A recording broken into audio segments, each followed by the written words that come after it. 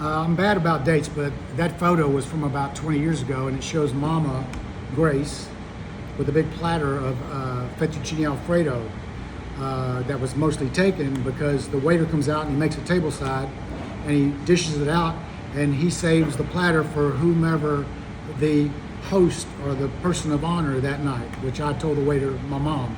So what was left on the plate was hers, and she ate it out of this huge platter.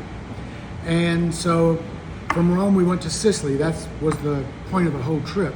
And it was Mama, my Aunt Frances Corona, who was my dad's sister, her husband, Uncle Charlie, and my young daughter, Marissa, who was probably in her teens back then. And this was like 20, 30 years ago. And so we took Mama to Cefalù, which is just down the coast from Palermo in Sicily. And that's where Grandma and Grandpa Testa were from. And we took Aunt Frances and Uncle Charlie to Santa Cristina Gela, which is where Grandpa Mandola, her father, my grandpa was from. So back to Alfredo's, we had this wonderful dish, and we serve this same dish at our restaurants here in Austin and in Florida.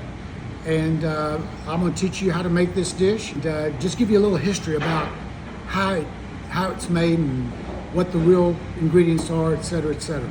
So without further ado, Fettuccine Alfredo on Fettuccine Alfredo Day. Hello everyone, I'm Damian Mandola, and today is National Fettuccine Alfredo Day. We have a day for everything in the United States.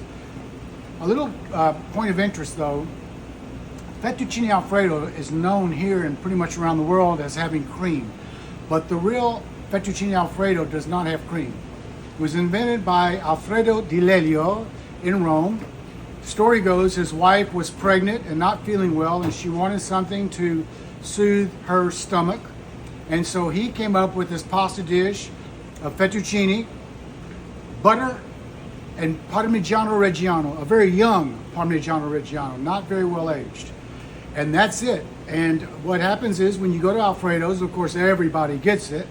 They come out, it's done table side, and the waiter comes out with this big steaming platter of fettuccine pasta. They leave it a little wet, they don't drain it all the way. And then he puts some butter in and tosses it, and then he sprinkles the grated Parmigiano Reggiano fresh over it and tosses, and as he tosses, it gets creamier and creamier and becomes almost like cream sauce. So what we know as Alfredo is not really the original Alfredo from Rome because we use cream in it. And actually this dish is called fettuccine alla panna, panna meaning cream. So we use the fettuccine pasta, butter, cream, heavy cream, and then a little salt and pepper. And of course, a young Parmesan. We use Reggiano here. So without further ado, let's get going. So at all of our restaurants, we have pasta boiling machines because we can't have a bunch of pots up here. It would take up all the room on the stove. Two things about boiling pasta. Number one, the water must be boiling, a rapid boil. Number two, it must have salt. So let's taste it to make sure Chef Mario is doing his job. Perfect. So the reason you need salt is the pasta has to absorb the salt in order to have flavor. So, rolling boil, salted water, very important. If you get a dish of pasta at a restaurant and it doesn't have any flavor, they're not salting the water. So here's our homemade fettuccine pasta. We don't like to say noodles. Noodles is not a very Italian term. So we're going to put that in there. We're going to let that cook. This takes about 4 minutes. At the restaurants, we have timers. And one of these is a timer for 4 minutes, but we'll just fake it. In the meantime, now, unlike Alfredo's in Rome, what we all know as Alfredo here in the United States and probably a lot of other places is heavy cream, preferably not ultra pasteurized, but not ultra if you can find it, which is hard to do. We're going to take a little pat of butter and we're going to get that going.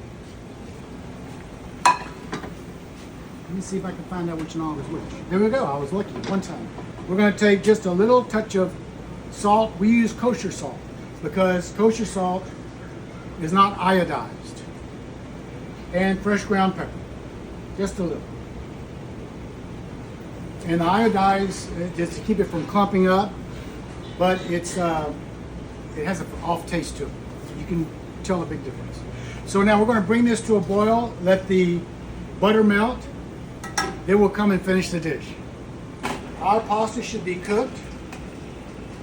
My mama said your goose is cooked, and I got in trouble.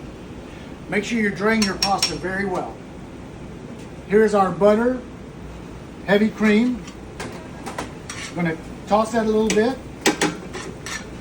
Now we're going to add our Parmigiano.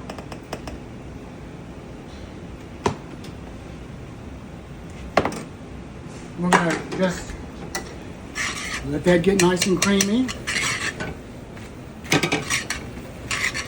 Always toss your pasta with the sauce, whether it's spaghetti and meatballs, marinara, meat sauce.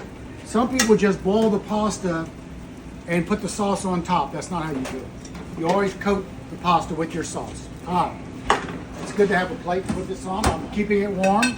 Never serve nice hot pasta on a cold plate. And a lot of people do the spinning technique. I'm not a big spinner. I do like it piled up a little bit there. And that is Fettuccine Alfredo. Not the original now. This is what we all know as Fettuccine Alfredo. I'm gonna have this and then have 2 fried eggs and a piece of toast because I want to go light today. I have a heavy schedule, so I'm going light. And so the 2 eggs and the toast. Oh, a side of bacon. What do y'all think? A side of bacon? And I'll go take a nap and then I'll get my day going. Okay, I'm gonna take a bite. A few things. Never ask for a spoon. I had a lady the other night in one of our Mandola's restaurants in Florida asked me to get her a spoon. As I gave it to her, I told her, this is not Italian. My mother would be rolling over in her grave right now. Number 1. Number 2, never cut your pasta. I see so many people of my customers cutting their pasta. My grandma would be rolling over in her grave. And just twirl. Just kind of take it off to the side, twirl.